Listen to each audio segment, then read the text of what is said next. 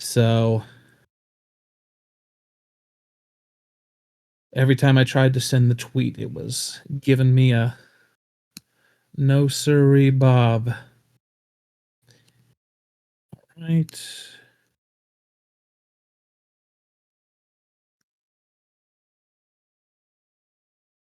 Live office hours with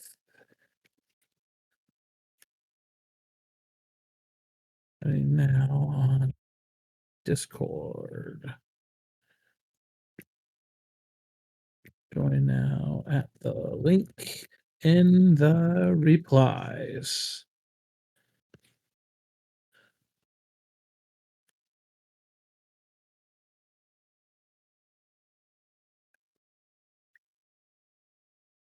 All right, live office hours.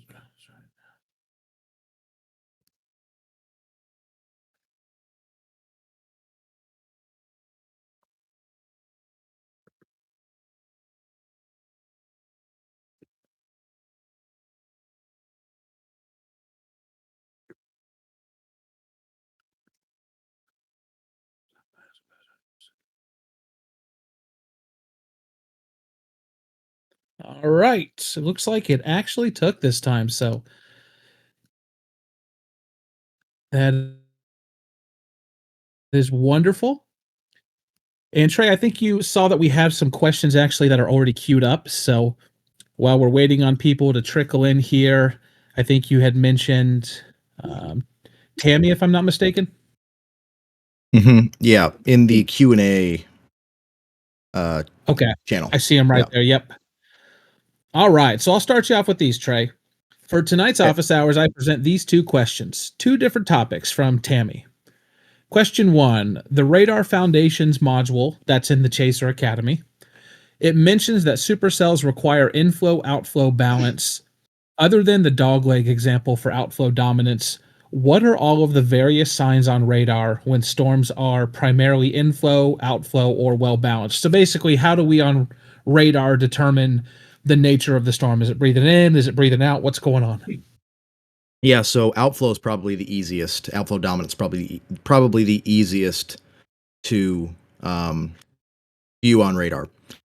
And that, obviously the dog leg, like you said, but you will often see, very often may see the actual outflow boundary, the rear flank downdraft gust front, just surging out ahead of the hook. So you have your hook echo, but the outflow boundary will be a fine line you'll see surging out ahead of the hook echo. It may be the rear flank downdraft, it may be the forward flank downdraft, just the outflow pushing out from the storm in general. That is a pretty common way to see whether it's outflow dominant on radar. The dog leg as well.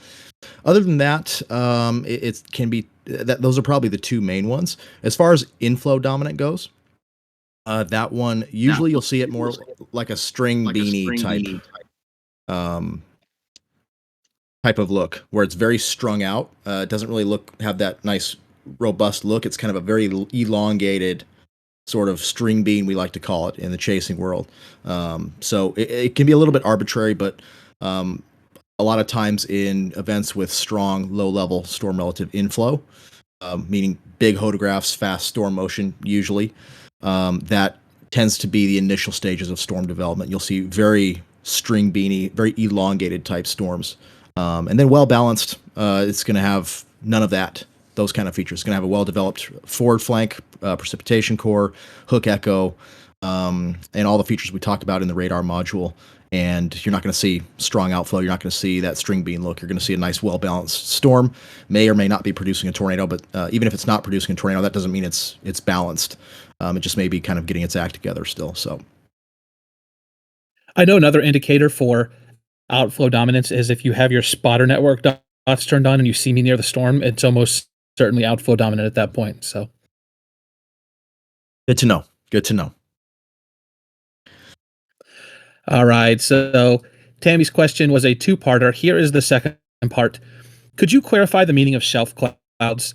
In Storm Chasing Foundations, which is another module in the Chaser Academy, it's mentioned that a shelf cloud indicates the storm is outflow dominant, which is not favorable for tornado production. However, in the Navigation Foundations module, so Tammy's doing her homework. Shout out to you, Tammy. You mentioned that the shelf cloud is associated with an HP supercell, and that and the precipitation within may be concealing tornadic activity. The Radar Foundation's module describes a shelf cloud associated with the forward flank downdraft, giving the impression that conditions could still be favorable for tornado production at the interface of the RFD inflow and forward flank downdraft. So I will let you parse through that because I'm not exactly sure how you want to attack answering that, but it sounds like she wants to know a little bit more about shelf clouds and what their presence indicates when you view them while you're out chasing storms. Yeah. So that's a great question. Shelf clouds typically do signal that you have fairly strong outflow with the storm.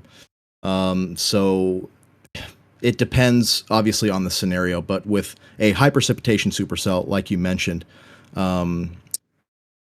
so if you recall the drawings that I did in that module, at least the diagrams I did with the actual storm, and then we did the positioning with the relative to the storm. You want to be out in front. So the rear flank downdraft is often going to be out in front of that, and you may have your forward flank as well. It looks more like that kidney bean shape. So you're just going to have a decent amount of outflow, usually stronger downdrafts with high precipitation supercells, more wet downdrafts. So you very well may have, and it depends on your position too. So if you're northeast of the storm, you may be getting kind of that forward flank portion of it. If you're southeast of the storm, you may be getting the rear flank downdraft kind of surging out. But overall, that usually it's the high precipitation supercells are going to post a lot or have a lot of precipitation with them. So your tornado may be, it's kind of hard to explain without visuals here. So I'm just going to say, to simplify it, shelf cloud's usually not good. You don't want to see a shelf cloud. If you see a shelf cloud when you're chasing, it's not a great sign. That either means that the supercell is outflow dominant, or it's a high precipitation supercell, and you are going to have a very hard time seeing anything back in there because it may be tucked back in the rain, and you just can't see it. So if you see a shelf cloud when you're chasing, it's usually not a good sign. I'll just simplify it by saying that. But it's a very situation by situation case. So every storm is different. You can get tornadoes if you still have a shelf cloud. It just kind of depends on the situation. So. Watching one of Skip Talbot's videos actually back. You're getting robotic. Where he said that you're getting robotic. That's not good. Is that better? Yep. Love to see how that problem follows me along with every single recording software that we use. Yeah. I remember watching one of Skip Talbot's videos back in the day where he said that you really just, with the shelf cloud, sometimes it can be deceiving. If you just say that all shelf clouds are this or all shelf clouds are that you end up missing out on other storm features. And I know that you have the storm features, our storm spotting module that we're going to be doing coming up. I believe we have that scheduled for January. So that's probably a good place where you'll be able to actually go more into detail with visuals. If people want to find out more about that, just keep an eye out for the storm spotting or storm features, whatever we end up calling it, module that'll be out in January. And of course, we'll do the normal, put out a lot of that material as free previews on YouTube. We'll do a podcast about it. So if you're wondering right now what exactly that might look like, just hang in there for a couple months and we'll have a lot of examples for you. Yep, definitely. I'm excited to do that one. I know people have been asking for that one, so that one should be a good one. And I've got plenty of examples in my years of chasing on my hard drives to show for all those different things. Hell yeah. All right. So we've got a nice little audience here. And originally we were going to just take questions from the chat, and we'll still do that. But there's a feature, I guess it's very similar to on Spaces on Twitter. Probably a lot of you have used that before, where if you raise your hand, we can see that. And we'll actually let you come on and you can ask your question in person. So if you have any questions in mind, feel free to go ahead and raise your hand, signal to us that you would like the stage to ask away. And I see Radar Shark was asking that very same question. So yep, you can ask any questions you want in here. This is sort of the live version of the Q&A channel for people to come in and have a chance to actually talk and hear like a more in-depth explanation, because obviously you can you can treat these subjects a little bit more in detail when you are actually talking versus when you have the limited characters when you're typing and you're not going to put an entire novel into the chat. So Radar Shark does have a question. On Saturday, I was storm chasing in Arkansas and I saw a storm with a wall cloud that looked like it could have produced a tornado, but it never went tornado warned. Why do you think that is? And right off the bat, I'm guessing you probably would need a little more information before you could answer that, right? Yeah, so the picture of that wall cloud's actually in the chat below, few below that question. They set the picture I see it there. Yeah, so I don't know the particular storm, so I can't speak to the storm itself, but there has to be certain signs that are met. Remember, these warnings are being made by people back at the Weather Service office, and this would have been probably Little Rock, I would guess. So they're not out in the field. They're not. They may be looking on Twitter and whatnot for photos, but there may not be a lot of people out there. So oftentimes they're just going off of radar, all the tools that they have, radar, satellite, and whatever, to make these determinations. And would just guess that there's probably wasn't strong rotation showing up on radar, so it didn't seem like a tornado was imminent. That's what a tornado warning is for. Remember, tornado warning means that a tornado is imminent. So you need to, usually that means you have fairly strong rotation in the low levels of the storm. And they probably just were not seeing that on radar. That's probably going to be the main thing I would think of. But that's why reports are important, because if they see photos, then they're going to be like, hey, we're not seeing a very strong signature on radar, but this wall cloud looks like it is interesting, so we may want to put either a severe warning with a tornado possible tag or a tornado warning on it. So that's why reporting is so important. So whenever you're out in the field, try to just send them a tweet. Use Spotter Network if you have it. Any way to get them information visually that can help them out instead of just relying on radar and whatnot to make those determinations. Now, real quick, I'm getting a little worried because I don't see anyone requesting to speak and ask a question. I was fiddling around with the permissions on this channel earlier today, so if one of you could please actually just raise your hand and ask. Okay, there we go, Max Archer. I just want to make sure I didn't actually block all you guys out so that you couldn't actually ask questions. Oh man, he faked me out too. I thought I was actually going to be able to click on him and invite him to the stage, but that's not the case. So Trey, while we're waiting on people to formulate whether or not they have any questions or if they already know everything about storm chasing, which it seems like this group does, if you could go ahead and let us know why you chose not to go out chasing yesterday, or I guess if it was Saturday over the weekend. I know you had originally planned on going out and a lot of people were talking it up. I think mainly because we've been so storm deprived that the system maybe looked a little bit better in people's eyes than it normally otherwise would have. But what is it that you saw that kept you from making the trek to go chase when it would have been relatively close to home for you? A couple things. Number one, it looked very messy. It looked like it was going to be very messy right off the bat. Wasn't a lot of signal for discrete supercells. We started to see a little bit of a signal for prefrontal stuff in the morning of the event, but it ended up kind of being messy anyway. Just a lot of grunge, and overall the profiles kind of favored grunge too. They were very moist profiles, so HP supercells, low cloud bases, wasn't all that favorable for a chase. And then you couple that with terrain. It's some of the worst terrain you'll ever experience. Much of Arkansas, west of the Delta, kind of west of Little Rock, that is just awful terrain. Lots of trees, lots of hills, and then the farther north you go, it's the Ozarks. So I was eyeing the area in kind of the Arklatex region that is a little bit more favorable, but it just didn't seem any better down there as far as the parameters go and the storm mode. So it just didn't seem overall worth it, especially with potentially some severe weather events coming up this week that look a little bit better, watching the Thursday, Friday timeframe, and then over the weekend, possibly into early next week. So those were kind of the reasons that I stayed home for that. And I see people are saying, at least Max Archer was chatting to me over in general, letting me know that the raise hand was disabled. So I'm not sure why that is. I thought that I made sure to take care of that. So I am going to work on fixing that. I do see we have some questions over in chat, so I'm going to start throwing those to you, Trey.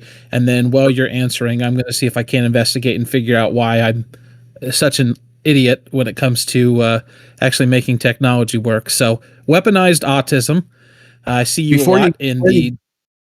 Gabe, before you go there, we do have a question from Kazaki up underneath Radar Shark's question there. Had a question. I know traditionally you need lift, instability, shear, and moisture. How does that differ from what is needed for a cold core event? So Okay, I'll gotcha. start with that one. So with a cold core event, those are more thermodynamically driven. So you're not relying on strong, at least strong low-level shear, and often strong deep layer shear for those. Those are very much driven by surface vorticity near the surface low and frontal boundaries. If you pull up the John Davies graphic, you see those frontal boundaries feeding back into the low. Lots of surface vorticity near those boundaries and the surface low. And the way you get tornadic supercells in those events is you get strong vorticity stretching from strong 0 to 3 kilometer CAPE, steep lapse rates in the low and mid levels. So shear is not as big of a component in those. You still need instability. That comes from the cold air aloft. Moisture, not as much of a factor for those events, but you still need at least decent moisture usually at the minimum, low to mid 40s. I've seen cold core events do it even with that little limited moisture, but usually up in the upper 40s to 50s is adequate. So you definitely don't need as much, just given that you have strong vorticity stretching. That's the main thing with those. So those are very much thermodynamically driven, as opposed to a typical severe weather event. Very good. And then I see weaponized autism. I got to go back to work. Sorry, man. That sucks. But he's going to watch the recording and he wants to know what is it that causes a discrete supercell in a good environment to get that incredibly messy look. For instance, there was one of those on that September day that did nothing, that started in East Oklahoma and looked perfectly fine at first, but within 10 minutes, it looked like it had a low resolution. And that's the term that I always think of. Just gets really fuzzy like a TV that's staticky. And it fell apart into slop within 30 to 40 minutes after that. I see this happen semi-regularly as well. I just want to understand what mechanism causes that. So what is it that causes an otherwise promising supercell to get that fuzzy look and all of a sudden seem to just fall apart?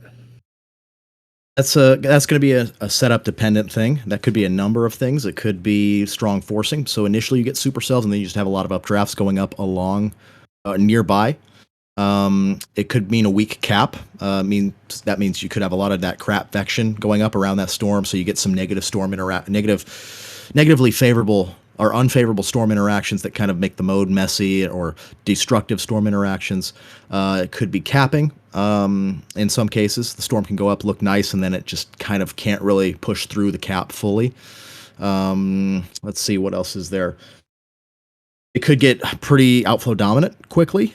So high cloud bases, high temperature dew point spreads could allow for just outflow to take over, and it kind of goes from a supercell to more of a sort of linear segment bow echo type deal that's not all that favorable. So it depends on the setup. So you just there are many different reasons for many different setups why that's the case. So, but those are some of the main ones that I can think of just off the top of my head. Is my audio sounding okay, or is it still fuzzy? Better. Okay. Thoughts, NOMZ, NOMZ says, thoughts on the setup on 1027, 7 days out, but Euro feels very bullish on a strong, negatively tilted trough, inducing strong cyclogenesis. I'll be honest, I have not looked at that. You guys probably know from my Convective Chronicles videos that I don't usually look that far, more than 3 or 4 days out. So all I've done is kind of look at the ensembles for 500 millibar and then moisture. The trough looks pretty good, I will say. Very negatively tilted trough. The kicker is going to be that first system Thursday, Friday. That could have some impacts on sweeping the moisture out a little bit. So we'll have to wait and see how that plays out. That's usually the problem with all of these setups in this second season is moisture, because you get a lot of cold fronts coming through that sweep the moisture out. Do you have enough time to get the moisture back north before the event takes place? So that is what I'm watching. The setups are very close together, so we'll just have to wait and see how that plays out. But the trough, for sure, kinematically, it looks pretty solid, I will say. And I see we do have a lot of hands up now. Those are all listed there for us in chat, so we're going to get to all your questions one by one. And we will go a little bit later than the 1 hour tonight, since we do have this open up to everybody, members and non-members alike. We'll can say we're going to answer all the questions because we're not going to stay here till midnight, but we'll definitely answer questions if you guys still have them, even up to the hour mark. So next up, Radar Shark wants to know, what kind of radios do storm chasers use? So on tour, we have Midland radios. Those are our main way to communicate between vans. I don't know the model, but they're high-end Midland radios that have the hand mic. Those are pretty nice. I don't know outside of that. I've never really used radios. I know a lot of chasers do ham radio. That was never something I was super interested in. But yeah, we use Midland radios for extreme tornado tours. All right. First question, bringing Tech Pilot up on the stage. You are invited, my friend. Hey, Trey. So I know you touched on it just a little bit, but the Thursday, Friday event, I've kind of been keeping an eye on that. I'm about 6-7 hours away, so it's kind of an iffy thing for me on whether or not I'll go. Right now, Friday's looking a little better, at least as far as chasing for me. It's kind of, again, iffy, just looking at the models. But what's your read on that?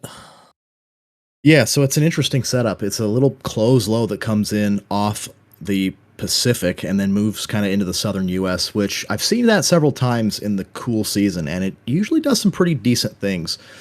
The timing, so I haven't looked a ton into it, but I have looked more than the setup that's this weekend and early next week. It does look to me like the timing may show that Friday is going to be the better day. Thursday to me looks a little mistimed as far as the wave goes, and then the dry line, all your surface features are not quite as tight, not quite as organized. Whereas Friday, I've seen some models with a pretty nice dry line across Oklahoma, somewhere in the Oklahoma, Kansas, Texas vicinity. So I think Friday looks pretty good.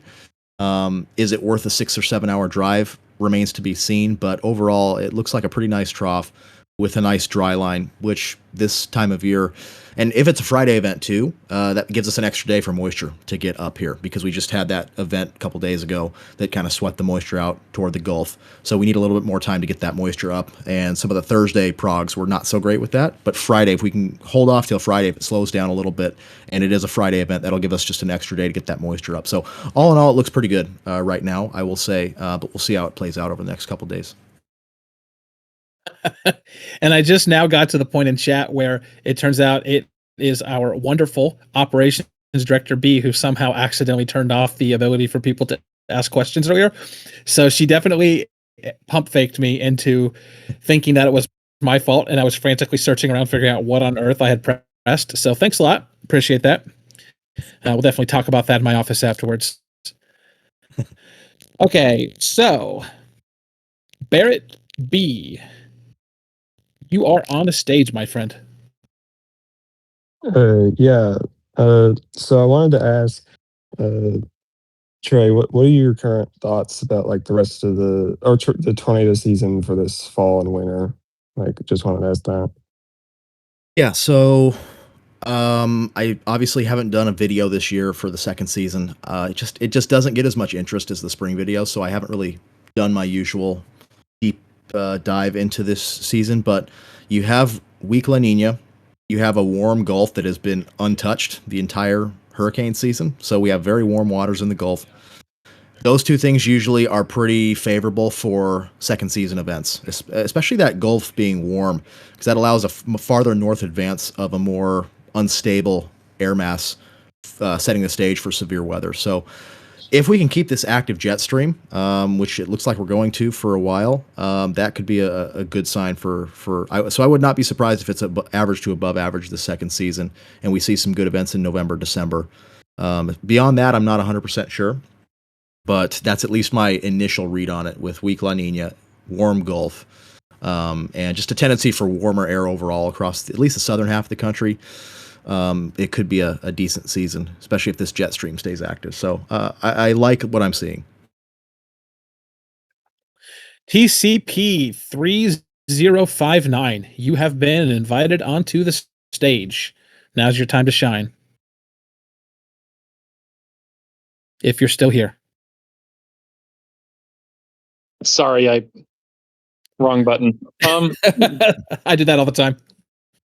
you had touched, Trey, on Spotter Network, and I personally have had some very intense frustrations with it in the past. Is there a better system in place that you're aware of to get reports into the National Weather Service besides Spotter Network? Yeah, so that's a tough one. I have had some issues as well. I don't even use Spotter Network anymore. I used to turn my dot on and try to report back in the day, but it became way too much of a hassle. I know there are some people working on some programs to alleviate that and have a better experience. Those are not quite out yet. I believe actually the Weatherfront app just released an update that either we're testing right now and it's not out yet, or it's soon to be out, or it is out already, where they have the county warning area feature. You can turn on the county warning areas and I think just click on one of those county warning areas, and it goes right to X, and you can send a report that way. X has always been kind of the easiest thing for me to do when out in the field when it gets frantic. Obviously, they don't know if you're a trained spotter that way, but if you continually send good reports in, they'll kind of know who you are. But that's the easiest way for me, getting on X, tagging the office, sending a photo saying, tornado in progress 4 miles south of X and X town, and you hit send, and that takes 10, 15, 20 seconds at most. That's the easiest way I've found and the most effective way for me. And so that's what I do. I agree with you. Spotter Network kind of is a tough one. So I've always just gone the X or Twitter route. It's the easiest thing for me that I found. Yeah, and I think the thing that's nice about using Twitter is you can generally get a picture, sometimes even a video in there, and that visual really helps the NWS offices to have eyeballs on what's actually going on. Like you were mentioning earlier, they don't necessarily know just based off of what they're looking at on cameras that are placed strategically around the city and then radar and everything else. You give them a much better picture that way. Yeah, that's the big thing with X or Twitter is the media functionality. You can send a picture or a short video to them, and they see visual proof of it instead of having to rely on the radar and whatnot. They see ground truth is the cliche term, but that's what it is. And yes, so that's why I've always liked X as the main way to report. Just watch out because even though you're sending it to the NWS, somebody's probably going to try and use it for their news broadcasts. So be on the lookout for that. True. All right, let's see here. Noms, NOMZ, a question coming in chat. By the way, I didn't realize that the raising your hand thing actually shows up in the chat as well. So it's really nice that we can actually just go chronologically down through the chat and read off the questions that are typed and then also invite people on the stage. So keep them coming, whether you want to ask the question IRL or you want to type it out. We will take any and all of them. How to tell whether a tornadic supercell will be more cyclical or long-tracked. I know they get that more beanie, kitty beanie look on radar, but how do you forecast that? And Trey, I'm guessing some of that has to do with the hodograph shape, if I'm not mistaken, which is something that you covered in part with the Navigation Foundations module, but I'm guessing when you do when we release the Hodograph Foundations module, which is slated for, I believe, February, if I'm not mistaken, February, January, subject to change somewhere in there, but you'll probably do a deeper dive into that stuff as well. So if you just want to give an answer here, though, sure, NOMS would be appreciative. Yeah, so it is pretty much all the wind profile, as far as I've gathered. This is all Cameron Nixon stuff, and you can go visit his blog article on his website to know more. I'm not 100% sure the actual configuration for cyclic supercells, but typically it's going to be that strong, highly curved hodograph. In the low levels, it's going to be helpful, of course, and it does depend on the setup. This would probably be a better question for Cameron, and I'm going to get with him before I do the hodograph module to make sure we nail this down. But yeah, it's usually those lengthy hodographs, elongated hodographs with strong low level shear. And if you have somewhat weaker mid and upper level shear, you can get those, and maybe a slower storm motion, you can get those deviant cyclic ones. We talked about that in the Enderlin video I just put up.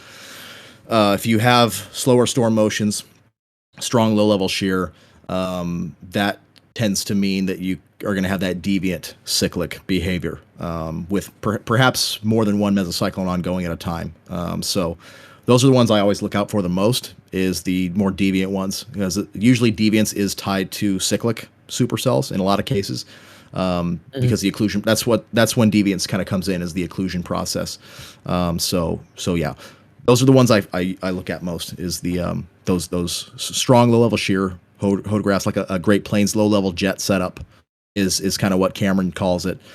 Greensburg type setup where you have strong low level shear but somewhat slower storm motions. Those are the ones you want to watch out for, because those tend to be your most cyclic type supercells.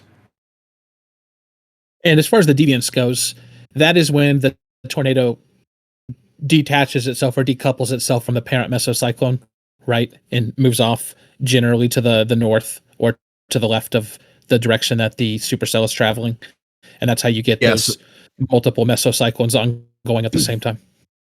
Yeah, so it occludes. So it occludes, the rear flank downdraft cuts off, wraps around the circulation, cuts it off.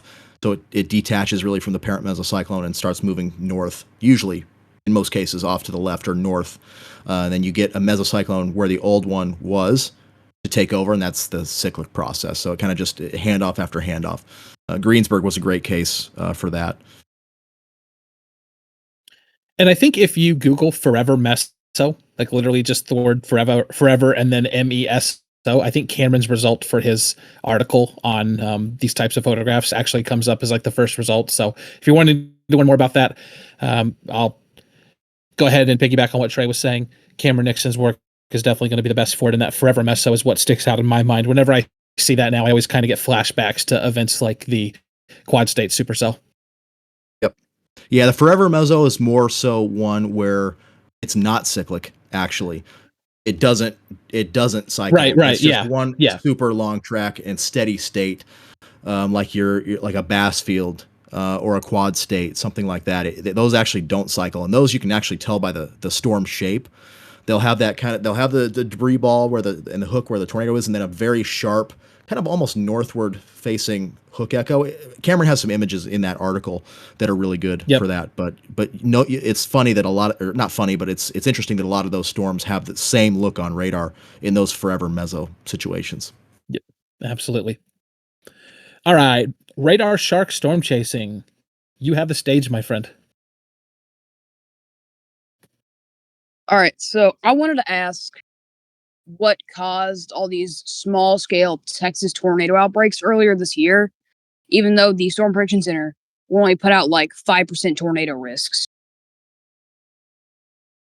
So, do you have a specific one in mind? I can think of one. April 19th, I believe, was the day where the main threat was off in kind of west central Texas by Sterling City, and then we had the kind of beans in the open warm sector out in the Dallas-Fort Worth area, just south of DFW at night. But if there are any others, let me know. But that's the main one I have in mind for this one. Those ones are tough because they sometimes just don't appear on the models while we're forecasting days ahead. I mean, a lot of times the cams are not going to handle those kind of warm sector setups very well. Those warm sector bean setups very well. Because those are much more weakly forced, and those storms are just smaller by nature. So it can be hard to forecast those. I'm trying to think of other ones from this year. Do you have any other ones in mind specifically? I think when there was that big, like not fully condensed, but kind of dusty cone near, I don't know what town it was near, but I know it was in the Panhandle, I think. Was that so there were a few days like that. I'm trying to think, was that the day down by the Lubbock area, perhaps? One of those days. People were saying it looked like kind of the El Reno evolution. Was that day? Probably. Yeah, so those ones are also tough. Those ones are also tough too. A lot of times in those Texas Panhandle setups, your hodographs are not going to be traditional hodographs that you would think of for significant tornadoes. They'll be kind of straight line hodographs, and it's a very similar process to like a Colorado or Wyoming, where you're relying on terrain a lot, the caprock and the airflow and how it's manipulated by the terrain, such as the caprock. So oftentimes, it'll be a setup where it's not a traditional type of tornado setup. So, or it'll be very localized because of that.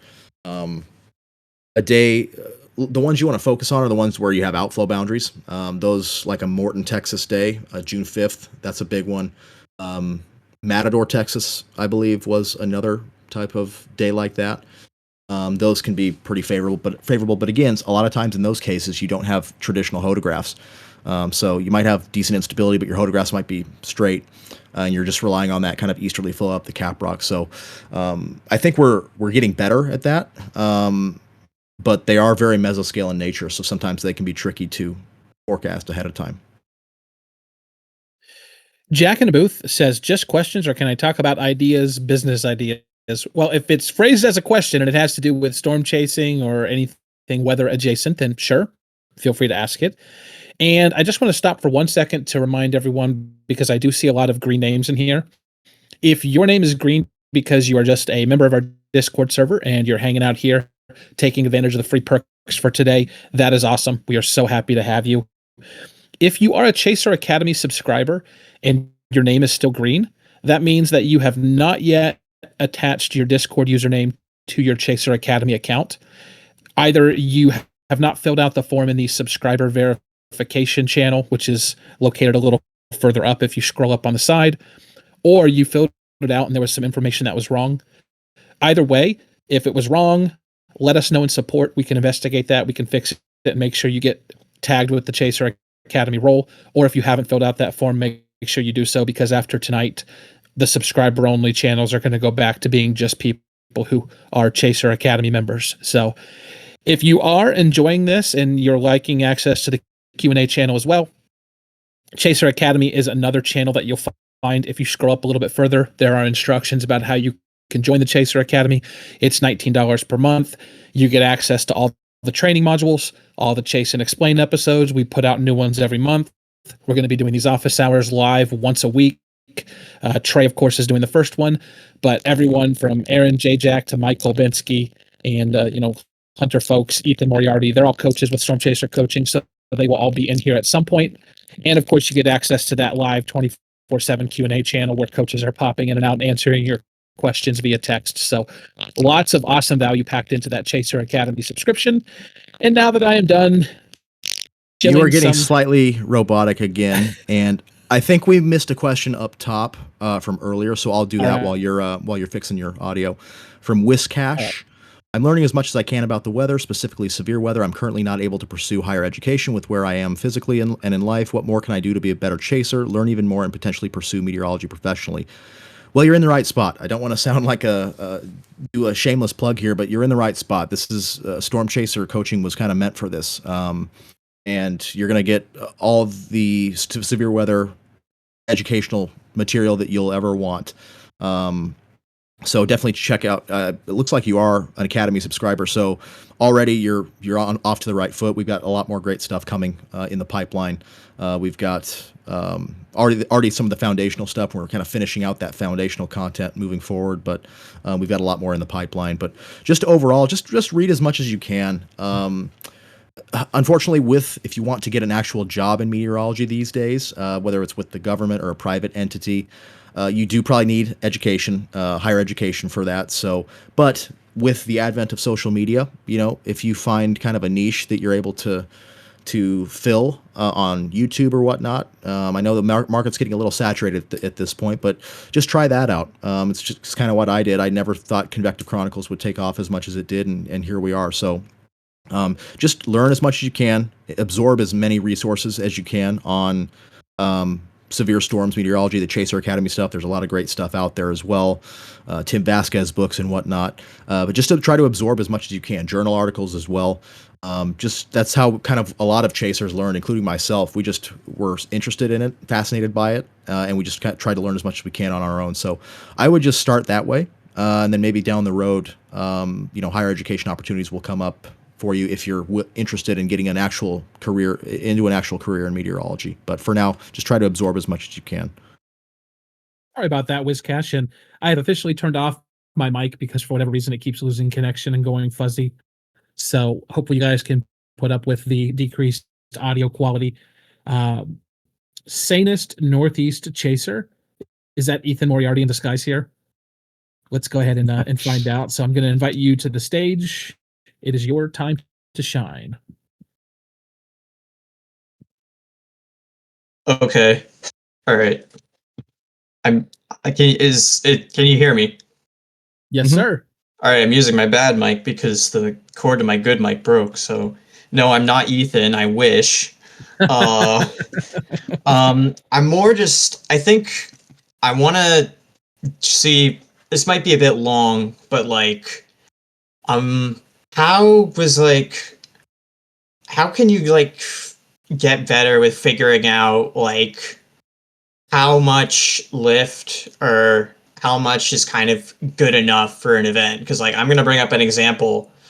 Like this May, they had a Cyclic Supercell. It didn't produce, unfortunately. That was lasted for like an hour and a half. Traveled pretty much clear across the entire state of Maryland.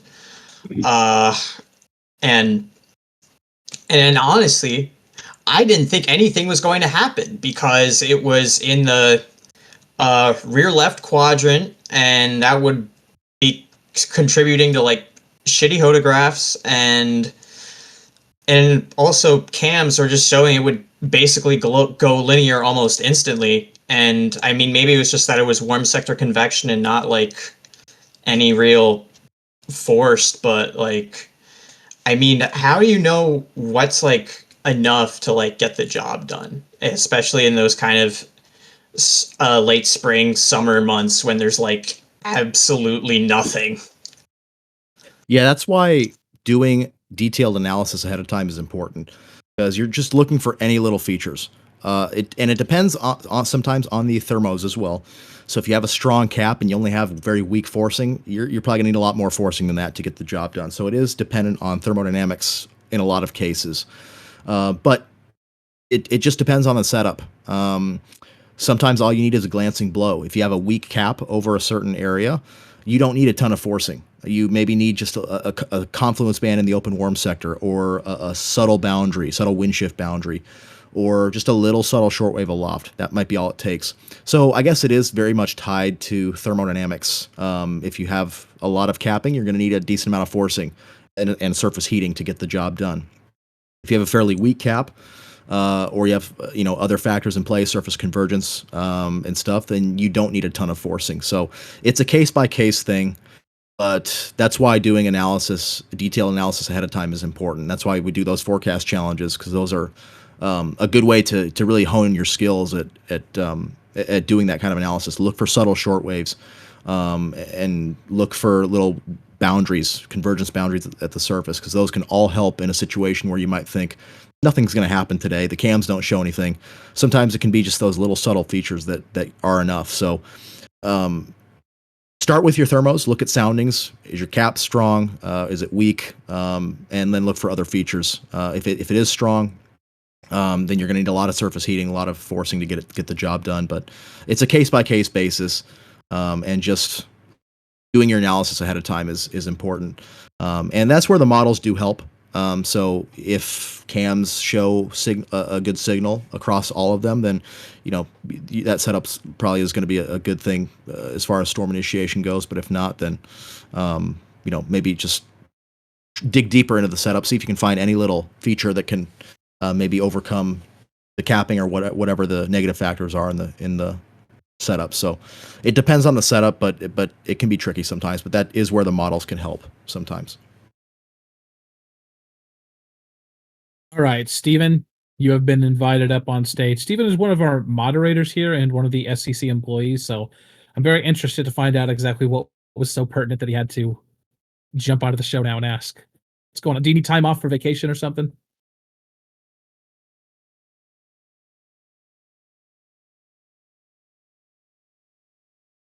Is he just is he just asleep at the wheel? Is that what's going on?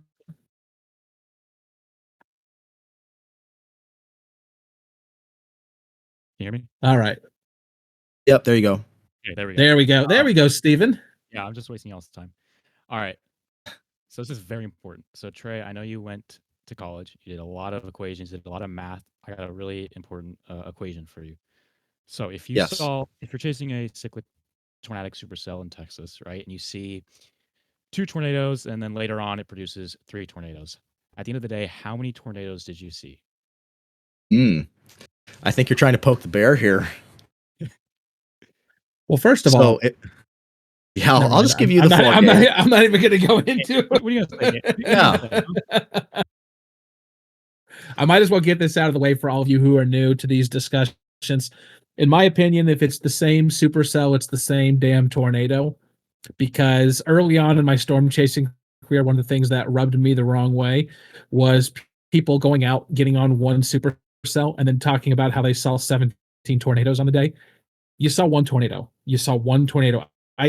The counts when we're talking about like the meteorologically accurate count versus how many tornadoes you actually saw, they're not the same thing. One tornado is what you saw. You get to put one tornado. You get to ring up one more tornado in your Twitter bio when you show how many you've actually seen. Thank you, Cass. I'll end right there. So Dodge City 2016 was one tornado, guys. Single yeah. tornado. Single Yeah. tornado. Sure. Same Even with- though same there with- were 4 separate on the ground at once, it was one. Yeah. Well, here's the thing, right? Like we're all here. Like I hate cheating. Okay, I hate cheating, and when people are like, I hate it too. I've seen 124 tornadoes. How many times have you been storm chasing? 4 times. Well, how does that work? Tell me how that works. Believe me, that's why I stopped counting. I just don't care anymore because of I don't either. I'm just some inflation in the numbers. But my rule is if you have to ask, oh, is that a tornado? Maybe you have to slow down if we time lapse it, we'll be able to see. Those don't count. right. Those don't count. Agreed. It No, it needs to be definitive. I did a podcast about that back in the day where I actually said if you can't determine whether or not there was a tornado there in the moment with your eyes, you didn't see a tornado. I remember listening to Yep. that. When I was in Mississippi for the high risk, tornado happened right next to us, but it was just so weak. It didn't even have a CC drop until later, and it was maybe 2 miles to our south. We had no idea, and I didn't realize till later on. I didn't count that one. We literally had zero idea. But there was another one where we chased, and we were right behind it. It also comes down to, did you see it or did you not see it? Like, I think nighttime, like, even if it's like, even if you don't get a picture at all, you don't see it with your eyes, you don't get a picture.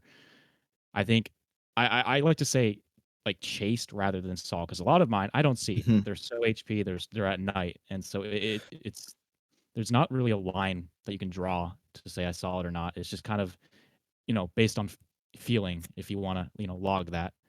Wait. So if I you agree feel with it, that. you chase it. Yeah, you feel, you chase, exactly. Okay. All right. Now get out of here, man. There's paying Right. customers with Whoa. questions. There is. All right. Thank you. See you, Steven. All right, weaponized autism back. He lied. You snuck back. I'm calling your boss right now, man. How big of a deterrent should high DCAPE be when looking at a potential day? For instance, if the setup is great, all things considered, but we have DCAPE of 1200 plus, would I still be expecting outflow dominant storms? And Trey, maybe before you answer this question, you could give people a quick primer on what DCAPE is, because that's probably a term not everyone is familiar with. Yes, DCAPE is downdraft cape. So think of cape, but instead of for updrafts, it's for downdrafts. So it's the maximum energy available to a descending air parcel. So it can be a good proxy for the strength of downdrafts in a given environment. Typically, anything above 800 or so is significant, at least worthwhile. 1200 plus, anything in the 4 digits is pretty high, but 1200 plus is considered strong and favorable for very strong downdrafts. So it's not an end-all be-all, and to be honest with you, I don't look at it really when I'm forecasting. There are other ways to tell if a setup's going to be outflow dominant. High temperature dew point spreads, high LCLs, high cloud bases and whatnot, dry air aloft. All of that kind of factors into DCAPE. So it's kind of like significant tornado parameter. I don't really look at that. I look at the setup as a whole and kind of come up with, are there going to be significant tornadoes in this setup or not? But it's not an end all be all. Now, if you're chasing the monsoon, DCAPE is going to be all you're going to find. But if you're out in the plains, like for example, June 20th was a good example for this. there was pretty strong DCAPE all throughout North Dakota, South Dakota, and whatnot, but we still got tornadic supercells. So it's not an end all be all. But I usually look at the other ingredients that go into it first. Spreads, LCLs, lapse rates, dry air aloft, and get kind of a holistic view instead of just looking at the DCAPE number. So it's not an end all be all. It can be a decent tool to look at, and the soundings will have DCAPE listed. But if you start seeing values like 16, 17, 1800 joules per kilogram, then you might have a problem. But overall, I don't really look at it too much. There are other ways to better assess outflow dominance potential in a setup. Just wait till they start learning about ECAPE. That blew my mind. CAPE. Changed my world. That is John Peters. That is that's going to take hold here. Hopefully it takes hold here. A lot of the new sounding sites like Kyle's Sounder Pi plot the ECAPE, which is great. That's CAPE that takes into account dry air entrainment and stuff like that, so which can negatively impact CAPE. So if you see something with 5,000 mixed layer CAPE, the storm is not really experiencing all of that in most cases. The dry air entrainment and stuff will take that down a little bit. So that's going to be an important parameter going forward, I think. And just to give you guys another tease, one of the modules we talked about for, let's say, mid 2026 is a training module all about CAPE, all the various types of CAPE, when to use each type of CAPE, how they all work, why some are important, why some are less important. And so DCAPE, ECAPE, all that stuff would actually be included in that module. So just keep an eye out on all of the tweets or the TikTok videos or wherever it is you happen to consume Storm Chaser coaching media. Right here in Discord is a great place. Whenever new content comes out, we typically tend to @ everyone in the announcements channel, and you'll definitely be kept aware of any new stuff that comes out you'll want to take a look at. Barrett Boswell, you are up next, sir. Yeah, so I don't know if this is in your lane, Trey, but I'm talking about hurricanes. This year has been really inactive in terms of landfalling hurricanes. Do you know anything about that? Like why Last that's call for happening? Barrett Boswell. Barrett B. He just asked this question. Can you not hear him? I cannot. It's showing me He that just his asked it. microphone's off. Okay. Nope, he got it. Weird. Okay. Yeah, so I don't know 100% about that, but from what I can gather, it's been sort of an El Nino-esque pattern because the Eastern Pacific has been way active and the Atlantic has been kind of quiet. And really, as far as specifically U.S. landfalls, it's been a lot of, at least what I've noticed, is a lot of the steering influences. So that Bermuda high across the Atlantic, it's been either eastward shifted or not quite as intense as normal. I need to look into that to know which one it is. But a lot of the storms, waves coming off Africa, number one, they're struggling with dry air and wind shear a lot. There's been a lot of the season there was a little wave trough situated off Africa, imparting shear on the region, so that waves coming off of Africa were just kind of getting shredded right away. But anything that made it out into the Atlantic was being impacted by steering currents, allowing them to recurve pretty quickly, which has kept them out away from the U.S. And that has to do with the positioning and the strength of the high, the Bermuda high out there in the Atlantic. And we just haven't seen one. A lot of times with our African waves that do end up making landfall in the U.S., you'll have a very strong high that kind of stretches a little bit farther west than normal. So the hurricanes go farther. They go west for a while, and then they make that northward turn a lot later on, putting the U.S. at risk. And that hasn't been the case this year. I don't know what in the teleconnection world has made that the case. There are a lot smarter people out there on those topics than I am. But that's at least just the meteorological side of things that I've seen that's been kind of unfavorable. And we haven't had a lot of Caribbean stuff too. That's a lot of where especially this time of year, that's a lot of where our storms come from, is the Caribbean and the Gulf. And we just have not had that as well. So it's been a lot of unfavorable environment to start with, a lot of shear and dry air, and then steering currents just have not been favorable for us. So there you go. Jack in the booth. Going to bring you Jackson Watkins up on the stage. Oh, shoot. Y'all can hear me? I can hear you. All right. Oh, shoot. I got to think. What was I saying? Oh, yeah. So sorry I've been gone for a bit.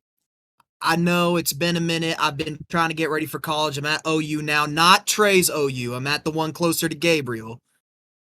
Ohio Oh, University. you're right down the road. Wow. Yeah, but first thing is, so I'm in broadcast meteorology. I know y'all are probably like, "Oh, great." Because I know that business is it is dying faster than an elderly in the nursing home. But I'm Jesus. but like I've noticed that, well, a lot of people have told me that I'm like the most passionate about severe weather in the broadcast world. Like nobody else, and I think the reason is because my dad's fiance's mother was in the Xenia tornado. Um, my friend was hit by a high end EF2 back in February 28, 2024. And then I also know a lady from Indian Lake. So it's like those faces come to my mind. And that's why I want to be in broadcast. I want to walk people through these tornado outbreaks. But like nobody else is thinking of it like that. They just want to talk about weather on TV. How do I get them into this severe stuff and wanting to help people? That's a good question. You showing the impacts of it is probably a good idea, because as we know, severe weather is fun to study and it's fun to look at, but there's another side of it. And anytime you can, for lack of a better term, pull at the heartstrings a little bit and show the other side of it, the damage that these storms do, that I think has a better effect on people wanting to get into it to help people, rather than just getting into it for fun. A lot of people tell us storm chasers, you guys suck because all you want to see is you want to see destruction. No, that's not the case. We don't want to see destruction. We just think that scientifically this stuff's fascinating and it's beautiful. But there's another side of this, so showing people the other side of it is probably a good idea. Oh, trust me, I learned that the hard way on May 27th, 2019. But Yep. no, storm chasers, which I chase too, that's what I'm using my college for because I can't be on a news station. So I'm doing anything I can to help. But like chasers, we need chasers so we can provide a view, because people will react better if they actually see it. And it also just gives them something more to look at because they don't understand radar. Like it's like a separate language. It's our job to translate it. That's But good anyway, yes. Oh, also, we need more chasers in the Ohio Valley region. But that gets me to my other point because the industry is dying. I'm thinking, but there's new stuff popping up. I don't know if you've heard of Matt Lobhon, but he started Mississippi Live Weather. Then there's Tennessee Valley Weather, Alabama Weather Network, a new one that just started, Panhandle Weather, Texas Storm Chasers. I want to start a localized version for the Ohio Valley region, which is northern Kentucky, central and western Ohio, eastern Indiana, because we're kind of, there's the whole Tennessee Valley, Alabama extreme tornado zone. There's like the Kansas, Oklahoma, but then there's this other one that's the Ohio Valley, and it just doesn't get as much attention, probably just because it's not as romanticized as the plains, because you just see them better out there. But like, I want to know how I can start this up. Ohio Valley Weather, to where it's like a digital news station, but for weather. You know what I'm saying? But I know, Gabriel, you're a good business dude. You started this up. So I'm thinking, since you're into weather and you're into business, you'd be the person to talk to about this. All right. Well, first of all, I appreciate that nod. And Storm Chaser coaching is absolutely not just me, though. If it wasn't for Trey and all the other hardworking folks that we have behind the scenes, none of this stuff would get accomplished. So shout out to the entire SCC team. I know some of you are in here in the audience right now, but as far as getting like so I think maybe a good way to answer your question would be to reflect back on some of the lessons that I've learned over the last 6 months. And Trey, you hear about this all the time when I'm telling you, like, oh man, I can't believe what an idiot I was back then. So I'm sure there's going to be a lot more conversations like that in the future, talking about me not realizing what an idiot I am right now, currently, only 6 months from now. And I'd say the number one thing is really focusing on the live interactive side of things. The whole thing that we're doing right here on Discord.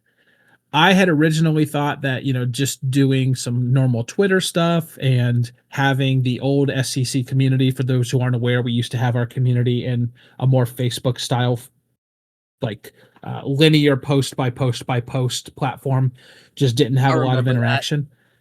So I think if I was going to start something like that up, I would probably just create a Twitter account, create a Discord server, and create a YouTube channel and just start making content whenever there were severe outbreaks in that target area. And then gradually you find some like-minded people and you start inviting people into the Discord server. You provide a place for people who want to be updated about that severe weather, because this is one of the things I have noticed with these larger channels like Ryan Hall and Max Velocity is obviously they're incredible with what they've done and what they've built. And I try to take as many lessons from them as I can, but they're also not hyper local. So I do think there are a lot of opportunities for those niches to be filled like what you're talking about right there. And you're right. There's really not anything comparable to some of those groups that you were talking about. Carolina Weather Group is another one that sticks out. I'm really good friends with James Brierton over there. And so, yeah, that would be my biggest piece of advice is just those three platforms are the ones that I see, and probably TikTok if I had to throw another one in there. But just start making content, making connections, and provide that space for people to have that like live interactive experience. And that's where you really start to build up a user base of people that are passionate about the same thing. And after that, the numbers will just, I think, tend to follow from there. Yeah, Jake Killen. Oh, go ahead, Trey. Yeah, I'm part of Texas Storm Chasers, and it started very humbly back in 2009, just some chase videos here and there, and just it's grown over that 16-year period to now they have 1.3 million Facebook followers. So it just was through quality content, branching out and interacting, like you said. That's a huge part of it. Doing live streams and making sure that people have their voice heard. That's a big part of it. And so just do it. Just there's nothing stopping you from starting it. So just do it and keep up the content, and that live interaction is important. Jay Killen 03, you are up on the stage. All right, so I got kind of some shorter end questions, I guess. So I guess the first one being, so how would you like approach the uncertainty of like models and stuff? Like if you're looking at models of like a particular day, and sometimes they kind of flop back and forth, and like the different models, they kind of flop back and forth. And you can't really get like a good idea on the, I guess, convective mode that's going to be portrayed, or like the storm evolution. Like, how would you go on about like kind of trying to figure something out when it comes to like coming with, I guess, a general consensus of what you think is going to happen when the models aren't really agreeing with each other? So are you talking about in the days beforehand, or the kind of the day of the event? I guess primarily like towards like the day of the event. Like I know that usually the day of, like, models kind of like you don't really want to really focus on those strictly. Like you want to look more on meso analysis. But I guess also like just the stuff from like a few days before, where it keeps going back and forth as the day gets closer and closer. I think the way I would approach that is by looking at a bunch of different models. That's why focusing on one model is not the best idea, because, you know, in some of these setups, if you were to focus on the NAM, you'd be 100 miles west of where you should be, west of the dry line, and you'd see nothing. Yeah. So always looking at multiple models. That's why in my forecast discussions on YouTube before the few days before the event, I'll go through the NAM, the Euro, and the GFS and compare and contrast them. And it's all about kind of taking an average. You don't want to take anything at face value.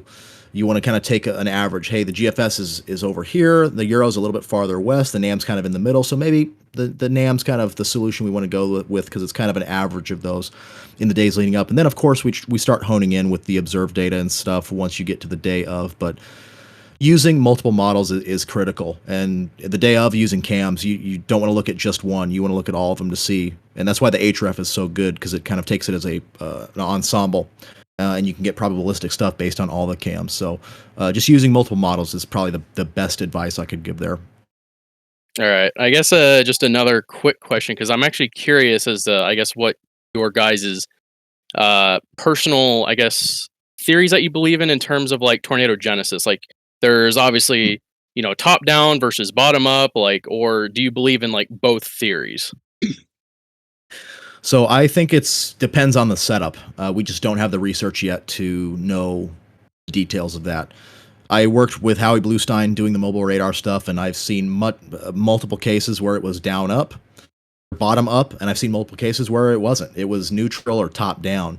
And so that leads me to believe it is based on the environmental characteristics, and hopefully in the coming years we'll be able to enlighten a little bit of that. But for now, we just don't quite know what it is. I suspect it probably has something to do with kinematics, the wind profile, and so we'll see. But I think different storms could have different methods of doing it. I think both are valid theories. It just depends on the environment. That would be my take on it right now.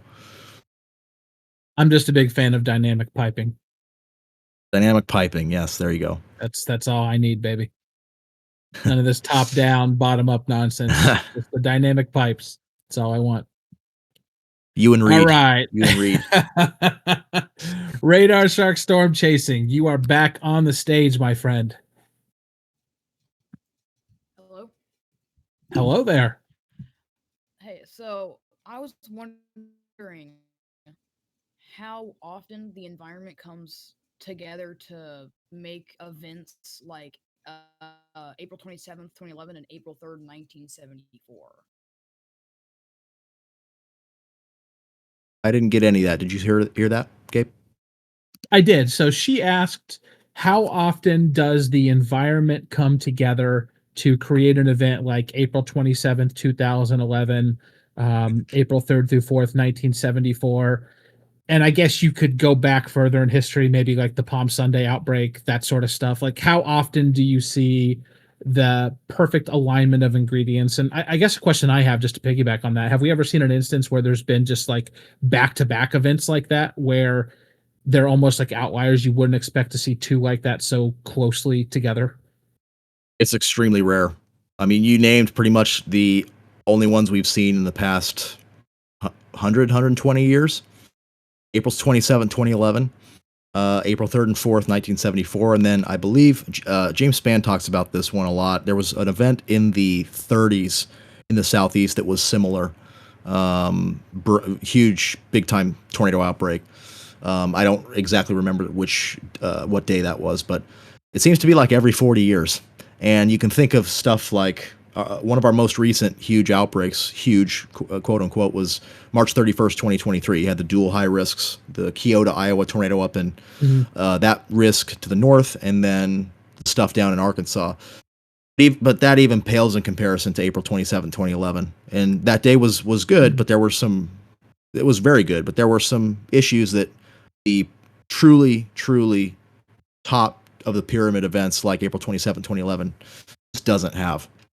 So it's extremely rare to see it come together pretty perfectly over that broad of an area and that kind of intensity. I mean, the numbers for April 27, 2011 were just ridiculous. 90% of supercells produced tornadoes on that day, and some insane percentage of those were all strong. So it's extremely rare. Doesn't happen a lot. And yeah, it seems like kind of every 40 years or so we get that perfect kind of outbreak. So what was it, 2011? So maybe 2051 or so.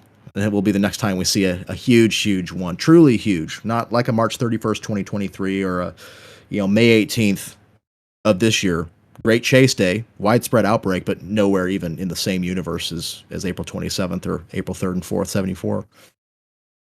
Well, we're not sure exactly when it'll be, but I know Storm Chaser Coaching will be ready when the next one happens. So, yes, indeed, we will be here and ready to walk everyone through it and give you the educational resources you need to chase that bad boy. Yes. All right. So right now it is 9:10 p.m. Eastern time. I'm going to cut off questions. So any questions that you want to have asked, throw them in the chat now. Get your hand up now so you have the timestamp. Anything that shows up later, then we'll just say 9:11 to give it 1 minute for you to type out your question, to raise your hand. Anything after 9:11, that's kind of weird. Didn't mean it to come out that way, but we'll say 9:12 just to not jinx it or anything like that. Anything after 9:12, we won't be taking those questions anymore. So go ahead and throw them out there. And then Nick in the chat, no hand raised, but has a question. I know it's probably not an easy position to get, but for someone who eventually would love a job as a chase tour driver, what do you generally look for in candidates? Obviously, you need to be a good driver in adverse conditions. That's a big one, obviously, for safety reasons, and just a good driver in general. No, not a lot of tickets, not a lot of infractions of driving, but you need to have a lot of experience chasing. We don't just look for anybody. We want you to have some good chase experience. We want you to have seen tornadoes on your own, and not necessarily chasing solo, but setups where you've forecasted, maybe you're with somebody, but you forecasted it yourself and you've seen tornadoes. You need to have a good amount of experience with that. And just someone who is personable with the guests. A lot of tours is just keeping guests happy. So that was something I thought I would struggle with because I'm definitely an introvert, but it's allowed me to come out of my shell. And I think I do a decent job of interacting with guests. So kind of those three things, but the experience portion is big, and we want you to be as safe as possible on the road because you have, in one van you have six guests and another guide to make sure that they get home safely from the tour. So you need to be safe driving. You need to have experience driving in adverse conditions, and you need to have experience chasing and being successful at chasing. And I'm at the portion of chat now where people are absolutely roasting me for my take on same supercell, same tornado. So fair enough. I'm not gonna, that's a hill I'm willing to die on. I understand that it is not popular. And chat is I'm with you guys. Chat, I'm with you guys. No offense, Gabe. Right. I'm with chat on this one. That's okay. Listen, I'm fine standing alone on this one. Okay. You're a smart guy, but you can't always be right, Trey. That's okay. Okay. Fair enough. All right. Let's see here. Okay. What if now people are just posing hypothetical scenarios for would this be one tornado? Would this be one? I need to find the actual questions, guys. Thanks for clogging up the chat. So let's see. I was 2 miles away. Do people actually stalk the okay, so apparently that elicited a lot of discussion. I see one from Kazaki from earlier about Tim Vasquez books, weather analysis. Okay, I wasn't sure. Okay, I wasn't sure if he was asking you or just people in chat generally. But if you have an answer to that, go right ahead.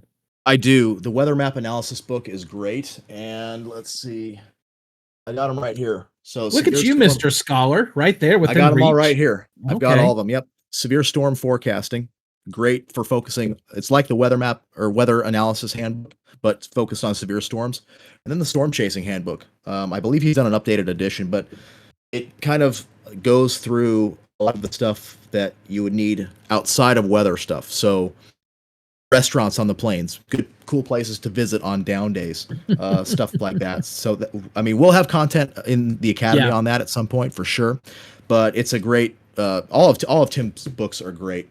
He also has the instability, SKUT, and hodograph handbook, the weather radar handbook. So it's tough to pick one, but if I were to pick one, that weather map analysis one would be ones I would recommend for sure. Yeah, one of the things that we do plan on doing in the future is, well, not one of the training modules, but in the future, let's say 2 to 5 years down the road, once we have covered a lot of the topics that you would consider to be foundational content, we're going to start doing like state specific or region specific content, talking about the different idiosyncrasies of locations when it comes to chasing. So that'll be, topography, that'll be road networks, that'll be, anything else that's unique to that particular area, cell phone networks, that sort of stuff, metro areas that you want to avoid. But also, like Trey was just talking about, what can you do on off days? Where can you eat afterwards? Are there any like hidden gems that, because we can pool all of our coaches and all of our members, and we can find some really cool stuff to share with all of you folks. So that way, whatever state you happen to be chasing in, you have a training module that you can eventually look into and get some additional reconnaissance about what's going on. Mm-hmm. Yep, that should be, once we get the foundational stuff, we're going to start branching out into more niche stuff like that. So that should be exciting for folks who live in certain regions. If you live in the high plains, then we're going to have a high plains module or a Colorado module. So that should be really cool. All right. So it looks like Sanest Northeast Chaser is back on the board, inviting you to the stage to speak.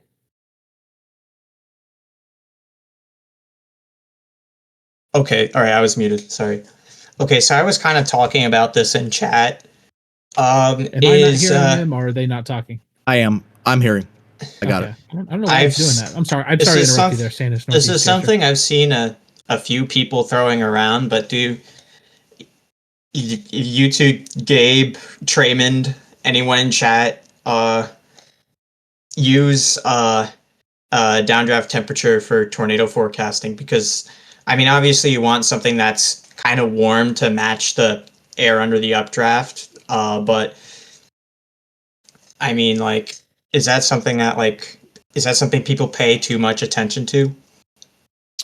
No, it is something to keep in mind because a colder, wetter downdraft is often going to be too strong to have that perfect balance. Whereas a warmer for sure, warmer RFD is usually a good thing for tornadic supercells. But you can gather some of that stuff from atmospheric profiles and stuff, like how much dry air is there. If there's a lot of dry air in the environment, then that may lead to more evaporative cooling, stronger downdrafts, cooler downdrafts. So it's not, I don't think it's overlooked. I think it's definitely something we should keep in mind. I don't know if it's something that before every chase, I'm like, oh, what's the downdraft temperature going to be? But there are other things that you can look for to get the characteristics of the rear flank downdraft, dry air aloft, stuff like that, how saturated the environment is, etc., to get kind of the characteristics and infer some of the thermodynamic characteristics of the downdraft from that. So I have a question here in chat from Wyatt Marshall. He says, question about SRI. Was that supposed to be SRH, or am I just not knowing what that abbreviation is? SRI is storm relative inflow. Okay, so I am messing it up. Yeah. Perfect. He says, in your experience, is there a certain Goldilocks range you tend to find aids supercells to maintain longer, more visible cycles? I understand there's other factors at stake, like higher P watts, that's precipitable water. So maybe to simplify this, how often are you finding storm relative inflow values to be an effective forecasting tool when aiming for a TA? Just spitballing here. It's definitely something to look at. Storm relative inflow, number one, modulates how much mass is going in the storm. So, if you have strong storm relative inflow, you're going to have a lot of mass going into that storm. So you're likely going to have larger storms. When you also have strong storm relative inflow, you need a lot of storm relative outflow to balance it out, which tends to mean that you need a lot of those nudger cells or auxiliary cells that Cameron Nixon talks about to balance it out. A rolling fork was a good example of this. That was a day where we had very strong storm relative inflow. And if you look at the radar, you have the rolling fork supercell and just a line of convection to its southwest. So it made things, obviously the initial tornado was quite visible, but later on it kind of got a little grungy, and that's a lot of southeast setups too. Oftentimes in the southeast you have a lot of storm relative inflow. So you need a lot of storm relative outflow to balance it out. So it is very important. It's definitely something I look at as far as that goes. But yeah, that's the main reason where it comes in. And Cameron Nixon talks about that in his papers and in his blog article. He talks about storm relative inflow. Storm relative outflow aloft is going to lead to, that's more of your precipitation venting and how visible the supercell features are. The tornadic area of the supercell is. Strong storm relative outflow vents the precipitation better, more visible tornadoes. Storm relative inflow is more your supercell size and how much of a auxiliary cell, how many auxiliary cells do you need to balance out the inflow outflow to get tornado genesis? All right, I'm looking for the next question. Still kind of scrolling down here. Good to see some familiar faces. Looks like Colin is next up. So Colin, I'm going to go ahead and invite you up to the stage here. Can you all hear me? Yes, sir. All right, it's good. Hope you're all having a good day. I do have a couple questions. The first question actually has to deal with the current situations that are ongoing in the upper atmosphere. So generally, this is been very interesting pattern for September. This is probably the quietest I've ever seen September in a very long time. And generally, if you have a quiet September or any quietness between like 2 or 3 months, generally something's going to happen in the upper atmosphere in the Arctic. And I think with a quietness, that causes pressure with the atmosphere. I don't know if that's true or not, but that could be why the jet stream is starting to act a lot more aggressive than what it was last month. Trey, do you think that could be the case right now? That's a little bit out of the realm of my knowledge. That has a lot to do with what's happening well upstream in Asia and whatnot. All the alphabet soup of teleconnections. Yeah. Again, there are a lot of smarter people than I am on that topic. But it certainly is something has happened to make it more active. And like you said, August and September were pretty quiet, which is not unheard of, but usually something's got to give. And now we're seeing a much more active jet stream. We are getting into La Nina as well. So that tends to mean a more amplified jet stream, a more variable polar jet stream, meaning kind of deeper digging troughs out of that polar jet stream, which can which may be what we're seeing upcoming next week for that, or this weekend into next week for that severe weather outbreak. But yeah, something definitely has happened. I'm just not sure what it is on the teleconnection scale, but yeah, it's good that we're seeing an active jet stream, at least for severe weather forecasting purposes. Okay, good. Second question, with this jet stream, I did see, I think it was yesterday or 2 days ago, people in the forecast discussion, this is in a different server, they were talking about there was a really good overlap, like a potential system next week with like a good overlap of instability and in this jet stream, because with how cold the air is, the instability values, like some of the models are showing like 3,000 or something with like that incoming trough.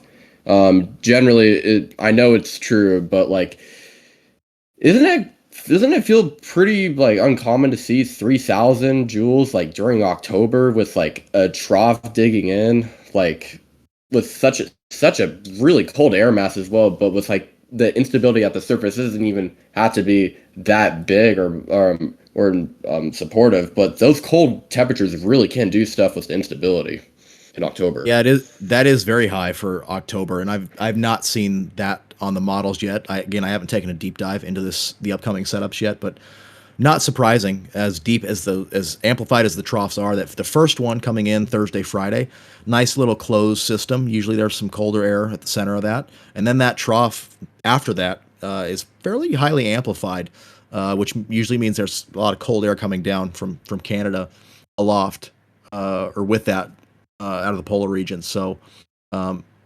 3,000 is high. I would be surprised if it reached that. I got to be honest.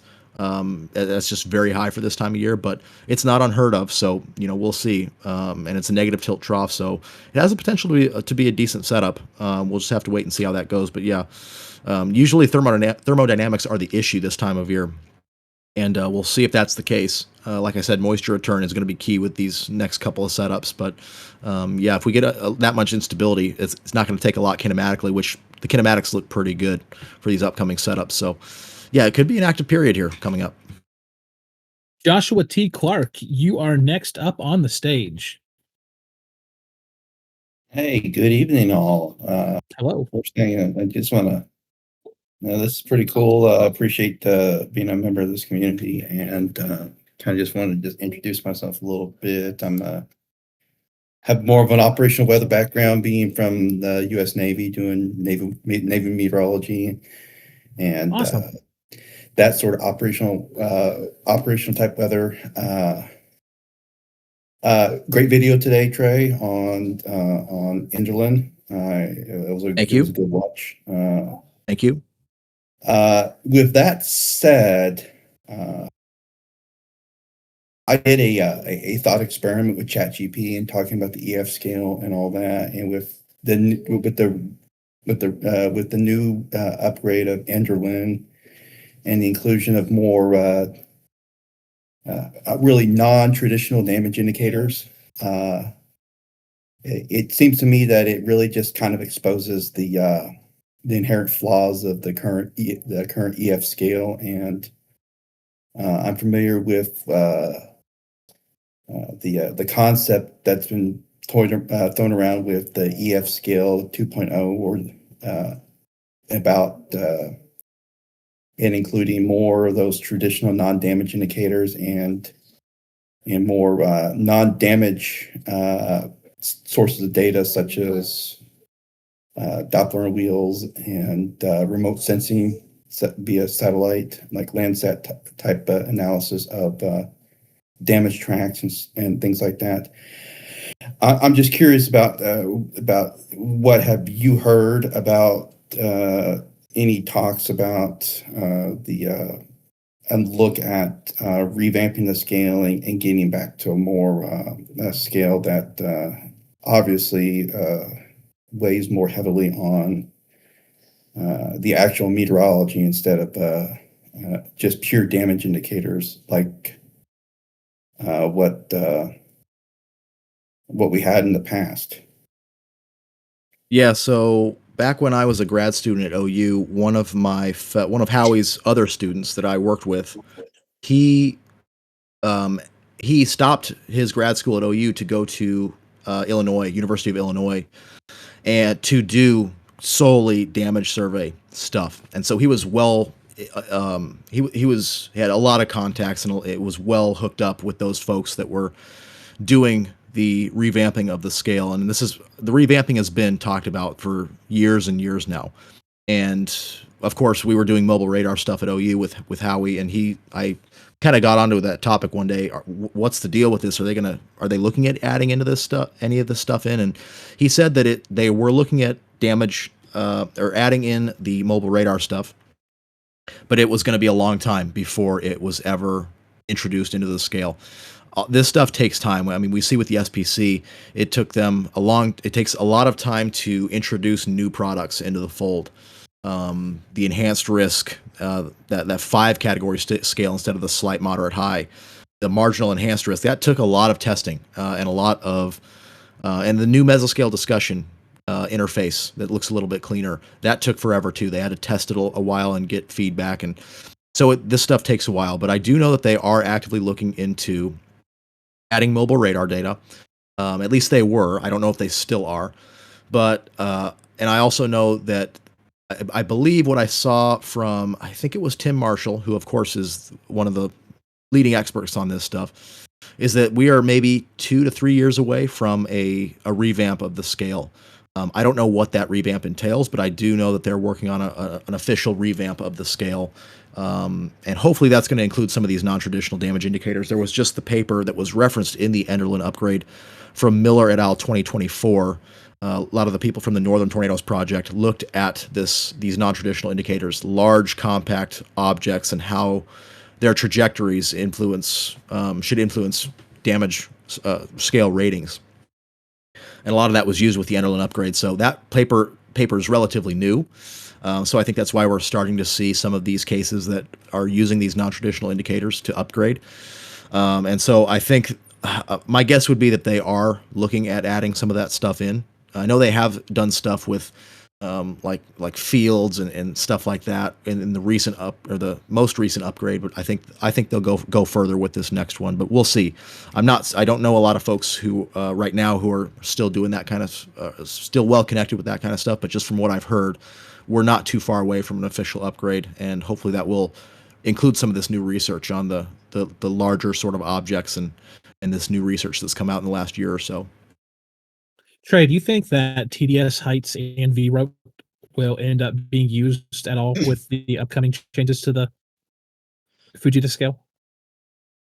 I don't, simply because the radar characteristics are different. That's the snag with mobile radar, is it has to meet a certain threshold. If you're X number of miles away and you get this much attenuation and whatnot, you got to throw it out.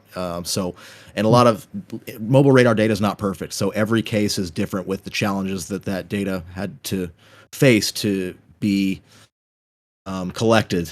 So that's the major snag with that. And so I think going off of that, I don't know if that will be added in, but there's been research by folks out there who do that damage, the TDS height and V-rote stuff.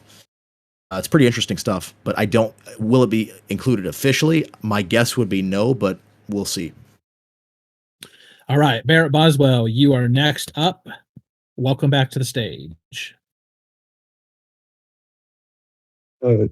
Yeah, so I was wondering, I'm going to a trip to Oklahoma for my first time next year in February, and I wanted to know if there are any like educational resources there or anything that I can take advantage of while I'm there, because I probably won't be back for a while. Thanks. Yeah, so I don't know what the tour situation is with the weather center. I know the process changed after COVID. You have to make a reservation well in advance, and I don't know if there's a limit on group size and whatnot. But definitely look that up. Touring, you get to go to the weather service and look at the SPC, and you get to go through the entire building there, it's a cool building. It's the only of its kind in the world at a university, having all those resources in one building. So if you can get a tour there, that'd be cool. As far as other educational stuff goes, they have the National Weather Museum. I've never actually been there, so I don't really know what it entails. People say that it's pretty cool, but I've never actually been there myself. So that's probably it as far as weather stuff goes. Obviously, there are a lot of chasers here, a lot of meteorology people here. So you could just reach out to some of them and see. But as far as structured stuff, I would check into the tours of the National Weather Center. That might be a decent thing to look at. And then the National Weather Museum. That would be a good thing to do as well. Question from Jackson Watkins here. Text school-related question. Although I can't be in the forecast class in the meteorology lab, they let me stay as long as I don't interrupt. Should I stay and listen despite not being in the class yet? And I would say that probably can't hurt, right? Yeah, it's just like auditing a class at university. It can't hurt for sure. So I might as well, unless they kick you out. Yeah. The worst they can say is no.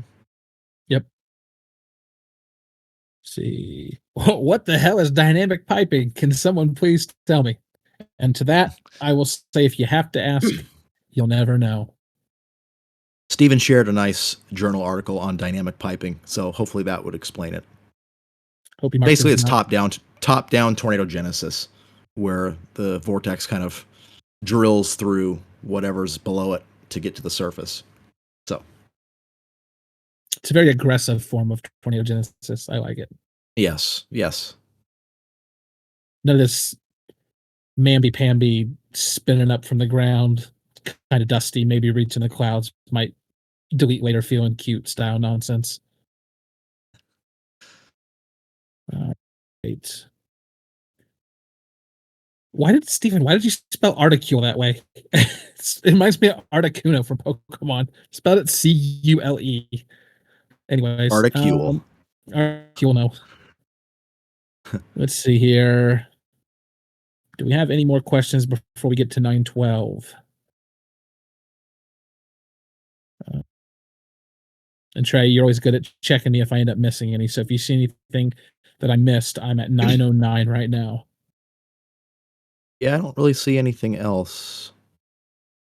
Got a healthy chat conversation going on. Okay, go ahead. Here's one. Do you prefer people on your tours who know what they are doing, or are noobs welcome? Everybody's welcome on tour. We get actually everybody bridging across all those categories. So we get a lot of people who it's their first time. They've never been out here before.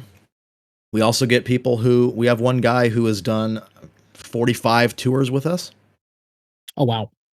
45 tours. He started in 2014 or 13, 14 maybe.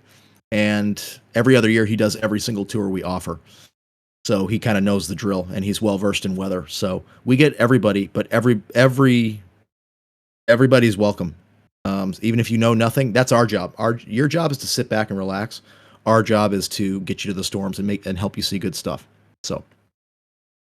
Yeah, and that's probably a good opportunity to plug the fact that Storm Chaser Coaching does have a few limited tour seats left.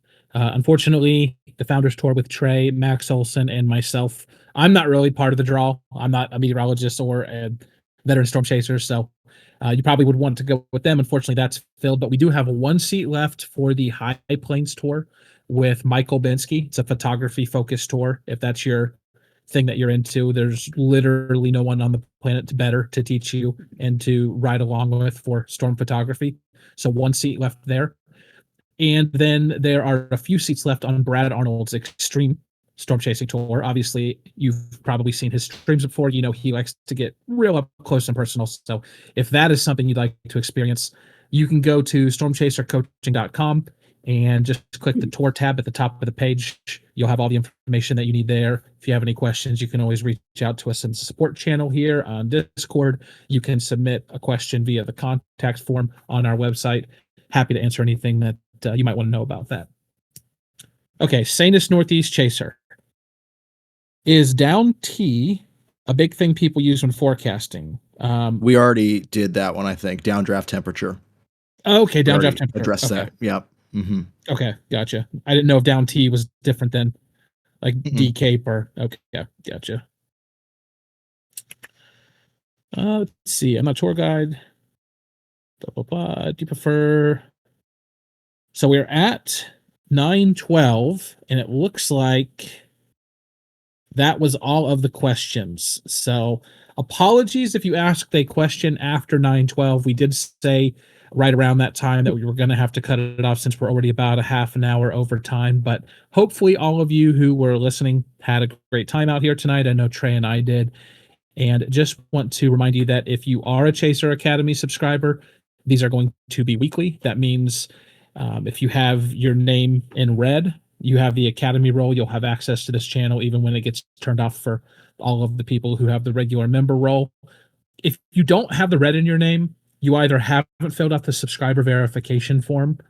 That channel is located to your left. Just scroll up, or you have filled it out and there was a problem. If that's the case, contact us in support. I want to make sure that all of you get access to your subscriber benefits. And then, of course, if you're just trialing everything and hanging out with us here today, then we really appreciate having you. If you would like to come back in future weeks and access all the other training modules, Chase and Explain episodes, the live Q&A chat that's going on 24/7 that you have access to all of our coaches in, you can click the Chaser Academy channel on the left-hand side by scrolling up in the channels list. That'll give you instructions on how to sign up for the Chaser Academy. It's $19 a month. It's a ton of value if I do say so myself. So definitely consider that if you enjoy this type of content. Trey, thanks a lot for hanging out with us here tonight. Yeah, that was great, guys. I'm excited to do some more of these going forward, but great questions tonight. And for those of you who are subscribers, and if we're still doing the, or it's open to everybody, if you have questions that we didn't get to here, pop them in the Q&A tonight before we open it up to, or close it down to everybody. So, but that was fun. I enjoyed that. Yeah, that's a great way to say that, by the way, Trey. Yeah, if you have any questions, I'm going to leave the subscriber-only benefits on for probably till tomorrow morning, till whenever I amble out of bed, 8, 9, 10, 11, 12, 1, and till I remember to get to it. So if it's still showing up for you, you can still ask questions over there. Sounds all right, good. everyone. Have a good one. See ya.